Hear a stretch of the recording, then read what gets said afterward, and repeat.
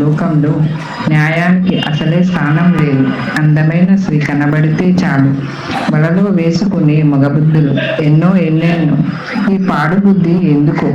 తెరచాటున మోసాలు ఎన్నో జరిగినా మనకెందుకులే అనే పాడు లోకం.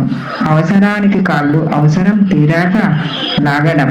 లోకంలో డబ్బు ఉంటేనే విలువ, లేకపోతే మంచి మనసున్న మహారాజులు కానీ పట్టింపు లేని లోకంలో న్యాయానికి ఈ మాయా బజారులు మాయమైపోతున్నది.